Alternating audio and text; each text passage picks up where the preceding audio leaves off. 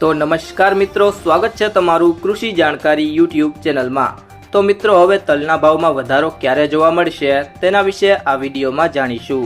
તો વિડીયોના અંત સુધી જોતા રહેજો અને હજુ સુધી કૃષિ જાણકારી યુટ્યુબ ચેનલને સબસ્ક્રાઇબ ના કરી હોય તો સબસ્ક્રાઇબ કરી લેજો અને બાજુમાં આપેલ બેલ આઇકનને પણ દબાવી દેજો, જેથી કરીને તમને દરરોજના તાજા બજાર ભાવ અને તેના વિશેની માહિતી મળતી રહે।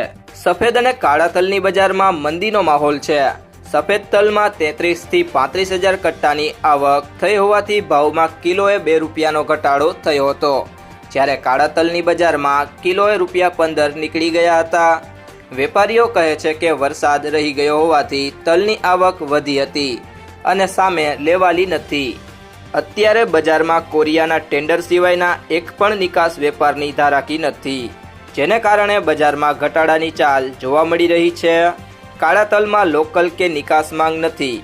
કાળા તલના ભાવ હજી પણ નીચે આવે તેવી સંભાવના નકારી શકાય તેમ નથી। બજારોનો ટોન સરેરાશ નરમ દેખાઈ રહ્યો છે। રાજકોટમાં તલની બજારમાં ભાવ નરમ હતા। સફેદની 14,000 કટ્ટાની આવક હતી અને સામે ભાવ 1840ના હતા। 99 ના ભાવ ₹2,000 હતા અને ભાવ બેસ્ટ હલ્દ ક્વોલિટીના ₹1810 થી 2,040ના હતા, જ્યારે 99+ ભાવ ₹2,050 થી 2,100ના હતા।